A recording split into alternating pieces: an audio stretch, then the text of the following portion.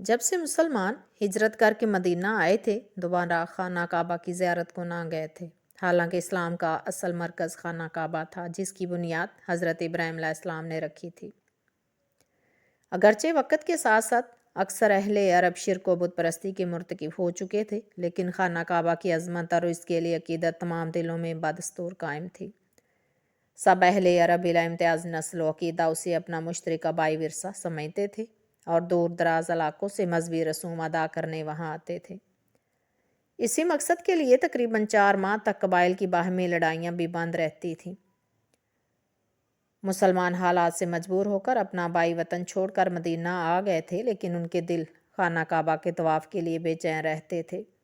جنگ احزاب سے اگلے سال سن 6 ہجری میں حضور صلی اللہ علیہ وآلہ وسلم کو بشارت ہوئی، چنانچہ آپ اسلام کے اہم فریضہ حج کو ادا کرنے کے ارادے سے 1400 ہمراہیوں کے ساتھ مکہ کو روانہ ہوئے،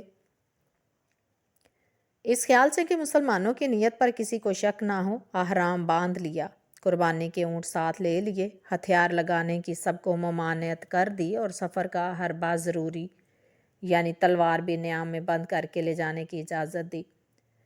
جب مکہ کے قریب پہنچے تو ایک منزل دور حدیبیہ کے مقام پر قیام فرمایا۔ قریش کو جب خبر ہوئی تو مقابلہ کی تیاری کرنے لگے اور تہیا کر لیا کہ حضور صلی اللہ علیہ وآلہ وسلم کو مکہ میں داخل نہیں ہونے دیں گے۔ اتفاق سے قبیلہ خزاع کے ساتھ مسلمانوں کے دوستانہ مراسب تھے۔ ان کا سردار بدیل بن وقار حضور صلی اللہ علیہ وآلہ وسلم کی خدمت میں حاضر ہوا اور آنے کی غرض دریافت کی۔ حضور صلی اللہ علیہ وآلہ وسلم نے فرمایا کہ فقط کعبہ کی زیارت مقصود ہے۔ بدیل نے قریش مکہ کو کہلا بھیجا کہ مسلمان لڑنے کو نہیں آئے، صرف حج کا ارادہ رکھتے ہیں، مگر انہوں نے نہ مانا اور کہا کہ ہم کسی صورت میں بھی انہیں حج کرنے نہیں دیں گے۔ چنانچہ قریش کی جانب سے قبائل احابیش کے سردار علیمی سفیر بن کر آئے اور صورتحال کا مشاہدہ کر کے کفار کو اطلاع دی کہ مسلمانوں کا مقصد صرف زیارت کعبہ ہے، مگر انہوں نے الٹا اسے ڈانٹا اور کہا تم بدو لوگ ان باتوں کو نہیں سمجھو گے۔ اس پر علیمی بھی طیش میں آ گئے اور قریش کو الٹی سیدھی سنائی۔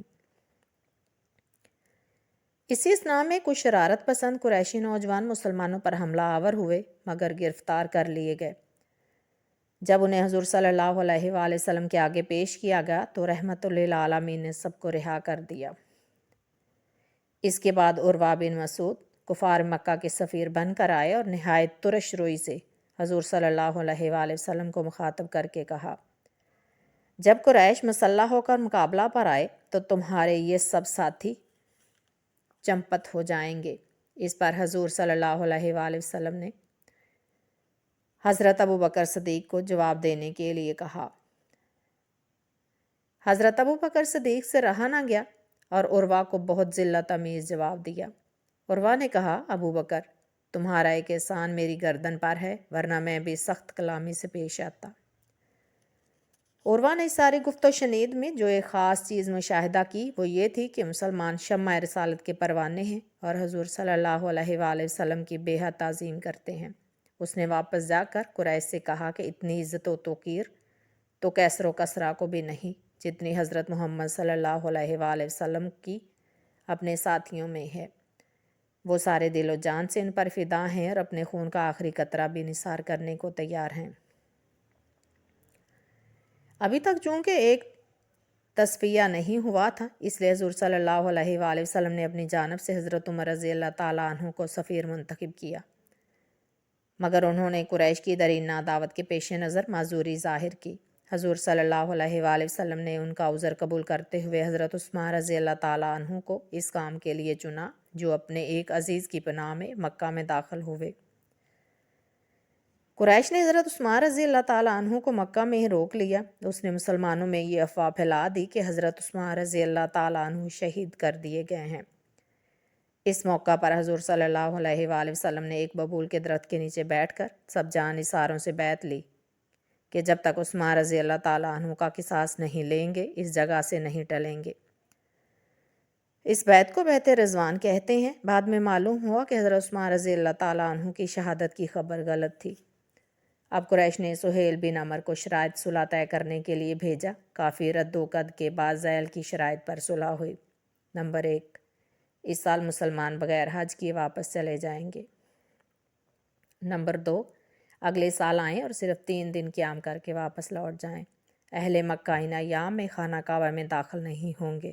نمبر 3، ہتھیار لگا کر نہ آئیں، صرف تلواریں ساتھ لائیں اور وہ بھی نیام میں رہیں۔ نمبر 4، مکہ میں جو مسلمان پہلے سے موجود ہیں ان میں سے کسی کو اپنے ساتھ نہ لے جائیں، اور مسلمانوں میں سے کوئی مکہ میں رہ جانا چاہے تو اسے نہ روکیں۔ نمبر 5، کافروں یا مسلمانوں میں سے اگر کوئی مدینہ جائے تو اسے واپس کر دیا جائے، لیکن اگر کوئی مسلمان مکہ میں آ جائے تو اسے واپس نہیں کیا جائے گا۔ نمبر 6، قبائل عرب کو اختیار ہوگا کہ فریقین میں سے جس کے ساتھ چاہیں شریک ہو جائیں۔ نمبر 7، اس معاہدے کی مدت 10 سال قرار پائی اور اس عرصہ میں فریقین ایک دوسرے کے خلاف نبرد آزما نہیں ہوں گے۔ جب یہ شرائط لکھی جا رہی تھی تو سہیل کے صاحبزادے حضرت ابو جندل رضی اللہ تعالیٰ عنہ جو اسلام قبول کر چکے تھے اور کفار مکہ کی قید میں تھے، کسی طرح بھاگ کر بیڑیوں سمیت حضور صلی اللہ علیہ وآلہ وسلم کے پاس حاضر ہو گئے اور اپنے زخم دکھا کر استدعا کی کہ انہیں اپنے ساتھ لے چلیں۔ حضور صلی اللہ علیہ وآلہ وسلم نے سہیل کو کافی سمجھایا بجایا کہ وہ ابو جندل کو مدینے جانے کی اجازت دے دیں، مگر وہ راضی نہ ہوا اور کہا کہ شرائط صلح کی روح سے آپ اسے نہیں لے جا سکتے۔ چنانچہ حضور صلی اللہ علیہ وآلہ وسلم نے صحابہ رضی اللہ تعالیٰ عنہ کی مخالفت کے باوجود ابو جندل رضی اللہ تعالیٰ عنہ کو سہیل کے حوالے کر دیا۔ یہ عہد نامہ حضرت علی کرم اللہ وجہہ نے لکھا۔ جب انہوں نے شروع میں بسم اللہ الرحمن الرحیم تحریر کیا تو سہیل معترض ہوا، یعنی اس نے اعتراض کیا اور کہا کہ صرف بسم اللہ اللہم لکھو۔ حضور صلی اللہ علیہ وآلہ وسلم نے حضرت علی کرم اللہ وجہہ کو حکم دیا کہ اسی طرح لکھ دو۔ جب حضور صلی اللہ علیہ وآلہ وسلم کے نام کے ساتھ رسول اللہ لکھا گیا تو سہیل پھر اڑ گیا اور کہا کہ بجائے محمد رسول اللہ صلی اللہ علیہ وآلہ وسلم کے محمد بن عبداللہ لکھا جائے۔ حضور صلی اللہ علیہ وآلہ وسلم نے حضرت علی سے کہا یہ لفظ مٹا دو، مگر ان کی غیرت نے گوارا نہ کیا کہ وہ رسول اللہ کے لفظ کو مٹائیں۔ اس پر حضور صلی اللہ علیہ وآلہ وسلم نے خود اپنے ہاتھ سے اسے مٹا دیا۔ اگرچہ یہ صلح بظاہر مغلوبانہ صلح تھی، مگر خدا نے سورہ فتح میں اسے فتح مبین قرار دیا، جس کے اسباب درج ذیل ہیں۔ مسلمان مکہ میں آزادانہ آنے جانے لگے۔ اس میل جول اور اہل اسلام کی صالحہ زندگی کا اثر اتنا خوشگوار ہوا کہ قریش نے دھڑا دھڑ اسلام قبول کرنا شروع کر دیا۔ چنانچہ روایات میں ہے کہ اس سال بے شمار کافر مسلمان ہوئے۔ بعد ازاں یہی معاہدہ فتح مکہ کے پیش خیمہ ثابت ہوا، کیونکہ قریش نے تنگ آ کر معاہدہ توڑنے کا اعلان کر دیا اور مسلمانوں کو حملہ کرنے کا عذر ہاتھ آ گیا۔ یہ معاہدہ مسلمانوں کی امن پسندی اور صلح جوئی کا بین ثبوت تھا، چنانچہ اس کا اثر ہمسایہ قبائل پر بہت اچھا ہوا اور انہوں نے حضور صلی اللہ علیہ وآلہ وسلم کے ساتھ دوستانہ معاہدے کرنے شروع کر دیے۔ قریش کا مصالحت کی گفتگو پر اتر آنا اس حقیقت کا نہایت واضح ثبوت تھا کہ اب وہ مسلمانوں کو برباد اور ستم رسیدہ مہاجر نہیں سمجھتے، بلکہ انہیں اپنا ہم پایا اور ہم پلہ قرار دیتے ہیں اور اس پر مجبور ہیں کہ وہ انہیں اپنا ہم پایا اور ہم پلہ سمجھیں۔